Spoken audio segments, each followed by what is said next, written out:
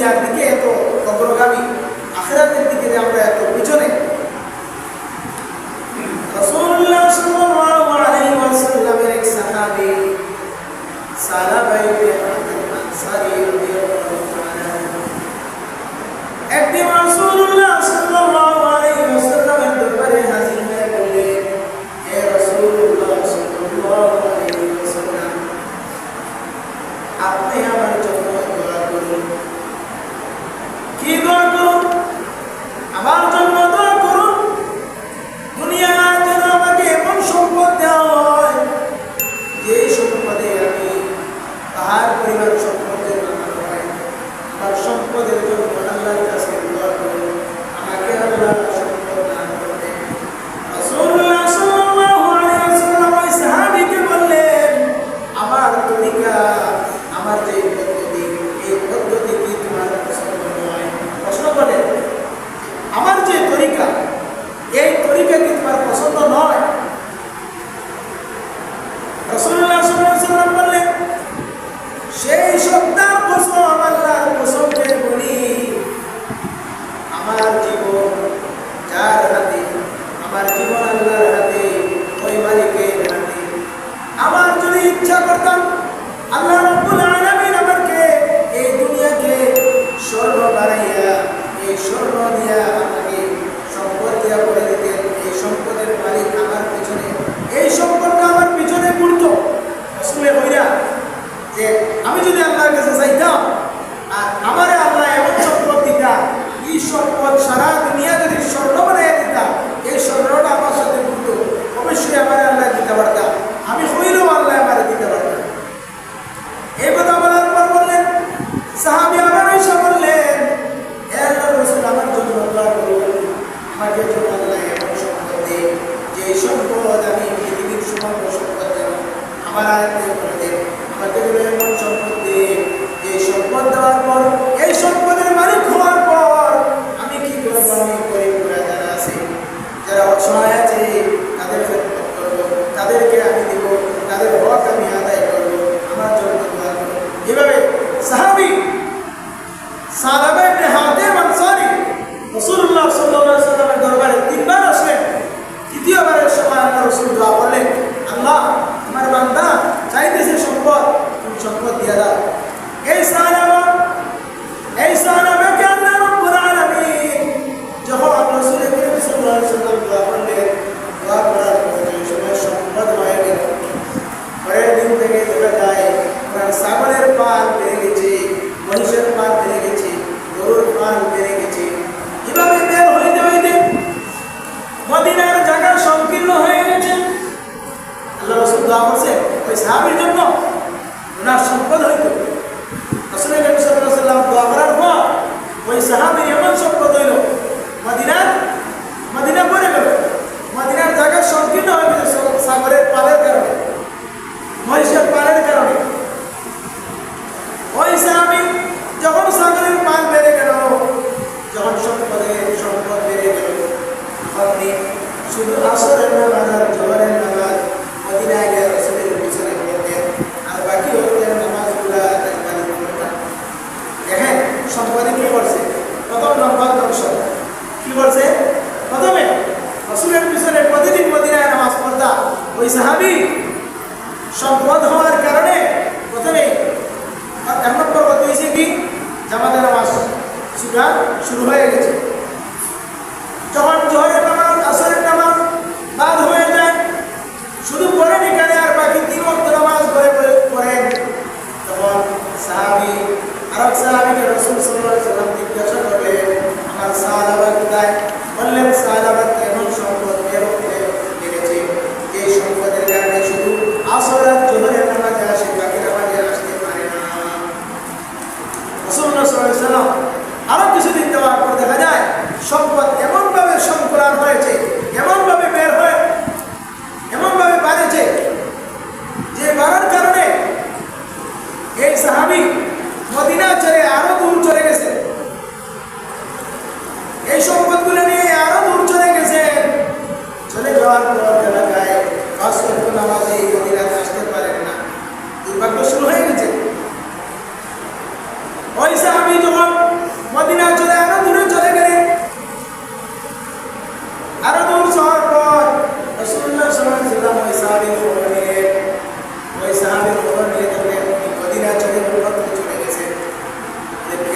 গেছে, তার সম্পদ এমনভাবে বেড়েছে, তার সম্পদ এগুলাকে নিয়ন্ত্রণে আনার জন্য চলে গেছে। সাহাবী অনেক দূর চলে যাওয়ার পর ওই সময় সদকা, ওই সময় যাকাতের আয়াত নাযিল হয়ে গেল, সদকার ফিদিয়া দেওয়ার আয়াত নাযিল হয়ে গেল। রাসূলুল্লাহ সাল্লাল্লাহু আলাইহি ওয়াসাল্লাম কিছু সংখ্যক সাহাবীকে পাঠাইলেন, তোমরা যাও, যে এলাকাতে সম্পদশালী আছে তাদের যাকাত সদকা দেওয়ার জন্য, এগুলা উসুল আনার জন্য তোমরা যাও। যখন একদল সাহাবারে পাঠাইলা যে তোমরা যাও মানের সম্পদে তারা যাকাত এগুলা উসুলের টাকা নিয়ে আসো গিয়া, তারা সম্পদের ফিদিয়া এগুলা নিয়ে আসো গিয়া। যখন ওই সাহাবী গেলেন, ওই সাহাবার দ্বারা সাহাবার কাছে গিয়ে যখন বললেন, সাহাবা বলছিল কি, প্রথম বলেছিল, হে আল্লাহর রাসূল আপনি দোয়া করুন আমার যেন সম্পদ হয়। 3 বার গিয়েছিলেন, তৃতীয়বারের সময় দোয়া করার পর সম্পদ বাড়লো। সম্পদ বাড়ার পর মদিনাও সারলাম, আরো দূর গেলাম, যাওয়ার পরে আমি বসতে গেলাম প্রথম যে আমার সম্পদ বাড়লে পরে আমি গরিবের হক আদায় করবো, আমি গরিবের দাম খারাপ করবো, অসহায় যারা তাদেরকে আমি তাদের হক তাদের কাছে পৌঁছাইব। যখন একদল সাহাবারে পাঠাই না যে যাও তোমরা গিয়া যাকাতের টাকা গিয়ে নিয়ে এসো, ফিদিয়া গিয়ে নিয়ে আসো, তার সম্পদের 40 ভাগের 1 ভাগ আমার রাস্তায় দিতে হবে, যাও। যখন গেলে তখন সাহাবা বলেন যাও তোমরা চলে যাও অন্যত্র, তাদের কাছ থেকে নিয়ে আসার সময় আমার কাছ থেকে নিয়েছে। যখন এই কথা বললেন, রাসূলের কাছে এসে বললেন যে সাহাবী বলেছেন যে আমরা পরে গিয়ে আমরা, তখন রাসূল করিম সাল্লাল্লাহু আলাইহি ওয়াসাল্লাম বললেন ওয়াইহা সালামা, হায় আফসোস আমার সালামা। আমার সালামা কি বলেছিল? আমার সালামা বলেছিল যে যখন তার সম্পদ হবে তখন আমার রাস্তায় আল্লাহর রাস্তায় খরচ করবে, গরিব অসহায়কে তার হক আদায় করবে। আর এখন কি করতেছে? আফসোস আফসোস আমার সালামা।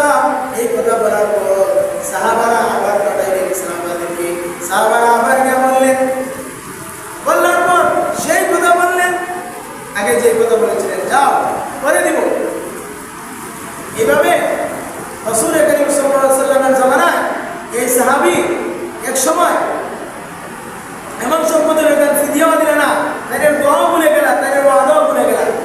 এই যে ওয়াদা ভুলে গেছেন তখন এই আয়াত নাযিল হয়েছিল, ওয়া মিনহুম মান আহাদাল্লাহা লাইন আতানা মিন ফাদলিহি লানাসাদ্দাকান্না ওয়া লানাকুনান্না মিনাস সালিহিন। যে আল্লাহ যে ওয়াদা করেছেন এই ওয়াদা সত্য। হে সাহাবা তুমি তো ওয়াদা ভুলে গেছো, তুমি স্মরণ রাখো আল্লাহ যে ওয়াদা করেছেন এই ওয়াদাটা সত্য।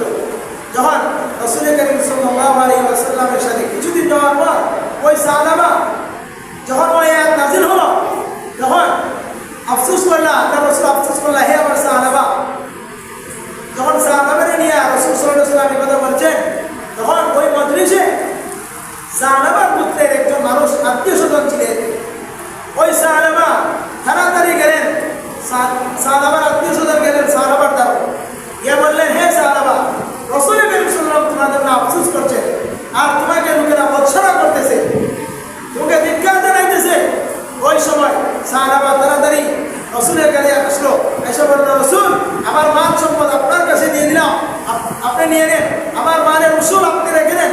রাসূল বললেন, তোমার মান গ্রহণ করা হবে না, তুমি যে ওয়াদা করেছিলে তুমি ওয়াদা ভঙ্গ করেছো, তোমার মান গ্রহণ করা হবে না, তোমার সদকা, তোমার ফিদিয়া, তোমার যাকাত এগুলো গ্রহণ করা হবে না, কেননা তুমি ওয়াদা ভঙ্গ করেছো। রাসূলুল্লাহ সরাই দিলেন, রাসূলের পায়ে পড়লেন, তারপর মাফ হলো না। রাসূল সাল্লাল্লাহু আলাইহি ওয়াসাল্লাম কিছুদিন পর যখন ইন্তেকাল করলেন, ইন্তেকাল করার পর হযরত আবু বকর সিদ্দিক রাদিয়াল্লাহু তাআলা আনহুর জামানা আসলো। রাসূলের জামানার পর সিদ্দিক আকবরের কাছে গেলেন,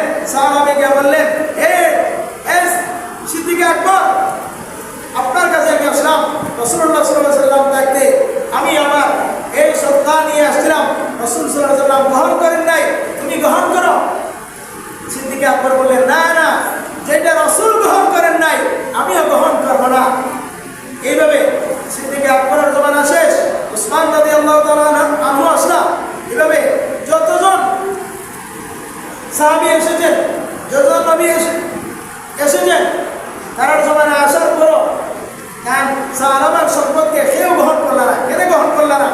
তিনি গ্রহণ করেছেন না এই জন্যই যে তার কিনা করছেন, ওয়াদা ভঙ্গ করছেন। যে সময় সম্পদ হয়েছি এই সময় অবস্থায় দেন কিনা আল্লাহর রাস্তায় দিবা, আর এই সময় সৎকার সময় আসলো, জাকাতের সময় আসলো, ওই সময় তাই দিচ্ছেন না। এজন্য আমরা আল্লাহ সম্পদ দিতাম, কিন্তু এইভাবে বানাইতে না। দেখো বা সাহাবারে আল্লাহ এত সম্পদ দিছিলাম, দোয়া করছিলাম, দোয়া করার পরে এত সম্পদ দিছিলাম, সম্পদ দেওয়ার পরে এই সম্পদের তাকে কিনা করছে, প্রথমে নামাজ চালাইছে, জমাতে নামাজ চালাইছে, মদিনা চালাইছে, মদিনা থেকে বহুত দূর নিছে নি। এরপরে এই সম্পদ হওয়ার পর এই সম্পদের সৎপা জাকাত না দেওয়ার কারণে তাই কিনা করতে পারছেন না, তাইনের মানে আল্লাহর দরবারে কবুল করাইতে পারছেন না। এজন্য আল্লাহ রাব্বুল আলামিন আপনারে এই সাহাবার ঘটনার থেকে আমরা কিতা হইতাম, হুঁশিয়ার হইতাম, সাবধান হইতাম। আমরা আল্লাহ এমন সম্পদ দিতে না যেই সম্পদের কারণে নামাজ ছাড়তে হয়,